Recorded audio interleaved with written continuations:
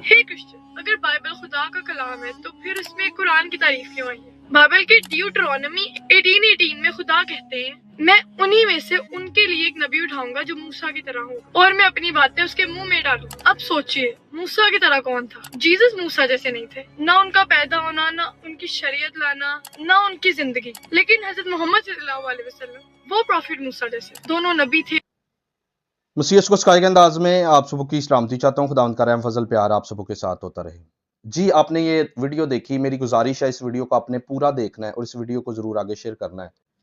اس بہن نے یہ کہا ہے کہ استثنا 18 باب اور 18 نمبر آیت میں جو بات کہی گئی ہے وہ حضرت محمد کے متعلق ہے، لیکن معذرت کے ساتھ میں یہ جو بات کرنے جا رہا ہوں، جب ہم ان سے یہ کہتے ہیں کہ یہ خدا کا کلام ہے، یہ لا تبدیل کلام ہے، یہ بدل نہیں سکتا، تو پھر یہ زور دیتے ہیں یہ تو منسوخ ہو چکا ہے، یہ تو پڑھنے کے قابل نہیں ہے، اس میں یہ باتیں لکھی ہیں، اس میں وہ باتیں لکھی ہیں، یہ انجیل وہ نہیں جو حضرت عیسیٰ پر نازل ہوئی وغیرہ وغیرہ۔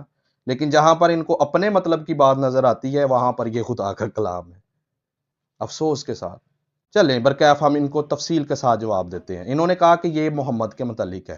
پہلے نمبر پر آپ نے یہ جو بات پڑھی ہے، آپ نے سیاق و سباق کو کاٹ کر پڑھا، یہ نہیں کہ پچھلی آیات کو آپ نے دیکھا، نہیں کہ بات کیا کی جا رہی ہے، اس کے بیک گراؤنڈ میں خدا بات کیا کرنا چاہ رہا ہے موسیٰ کے ساتھ، تو وہ ہم بات جو ہے وہ بائبل سے دیکھیں گے۔ استثنا 18 باب میں لکھا ہوا ہے یہ تیری اس درخواست کے مطابق ہوگا جو تو نے خداوند اپنے خدا سے مجمع کے دن حورم میں کی تھی۔ اب یہ حورم میں درخواست کیا تھی، اس کو ہم ذرا تھوڑا سا دیکھیں گے۔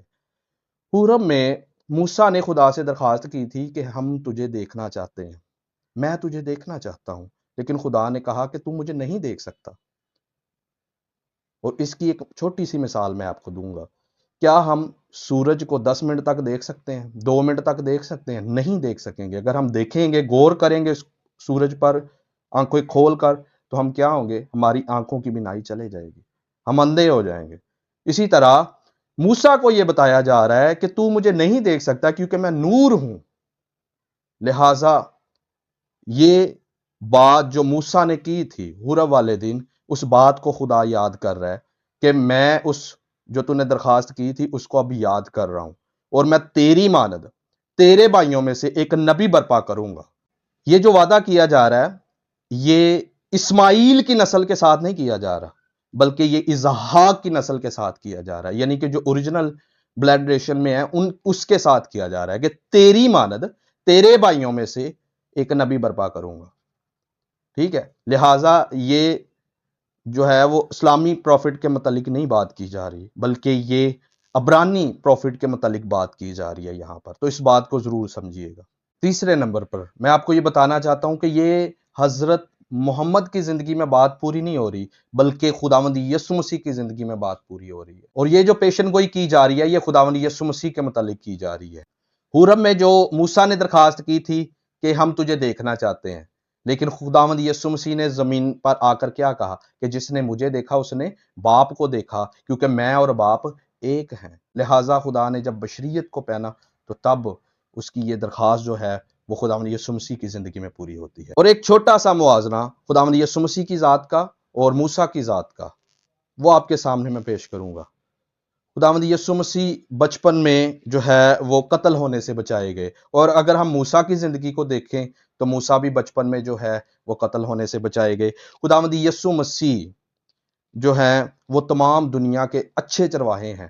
اسی طرح اگر ہم موسیٰ کی زندگی کو دیکھیں تو موسیٰ بھی جو ہے وہ بنی اسرائیل کا جو ہے وہ چرواہا ہے۔ خداوند یسوع مسیح جو ہے وہ حلیم ہے، فروتن ہے۔ اگر ہم موسیٰ کی زندگی کو دیکھیں تو موسیٰ بھی جو ہے وہ حلیم ہے۔ اگر ہم خداوند یسوع مسیح کی زندگی کو دیکھیں تو خداوند یسوع مسیح مصر سے بلائے گئے، اور اسی طرح اگر ہم موسیٰ کی زندگی پر غور کریں تو موسیٰ بھی جو ہے وہ مصر سے جو ہے وہ بلایا گیا۔ خداوند یسوع مسیح تمام نسل انسانی کا نجات دہندہ ہے۔ اسی طرح اگر ہم موسیٰ کی زندگی پر غور کریں تو وہ جو ہے وہ اسرائیل کا نجات دہندہ تھا۔ اسی طرح اگر ہم یہ دیکھیں کہ خداوند یسوع مسیح نے 40 دن کا روزہ رکھا تو موسیٰ کی زندگی پر غور کریں تو ہمیں اس بات کا بھی ذکر مل جاتا ہے کہ موسیٰ نے بھی 40 دن کا جو ہے وہ روزہ رکھا تھا۔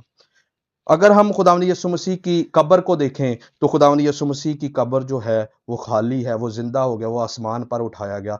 तो अगर हम मूसा की जिंदगी पर गौर करें तो मूसा की कब्र भी जो है वो गायब है। अगर हम खुदावंद यीशु मसीह की जिंदगी पर गौर करें तो खुदावंद यीशु मसीह अपने आप को खुदावंद कहते हैं, मालिक कहते हैं। और अगर हम मूसा की जिंदगी पर गौर करें तो वो अपने आप को खादम कहते हैं, मुख्तार कहते हैं। तो मेरी बहन, इस सारी वीडियो का खुलासा ये है कि ये जो पेशन गोई है ये खुदावंद यीशु मसीह की ज़ात पर फिट होती है, ना कि हज़रत मोहम्मद की ज़िंदगी पर।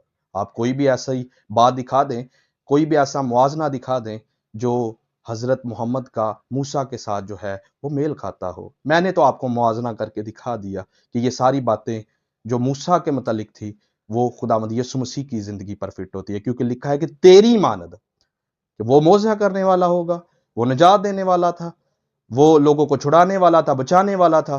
तो लिहाजा खुदावंद यीशु मसीह भी ये सब काम करने वाला था। तो अगर आपको ये वीडियो अच्छी लगी है तो इस वीडियो को ज़रूर आगे शेयर कीजिएगा। Thank you, God bless you.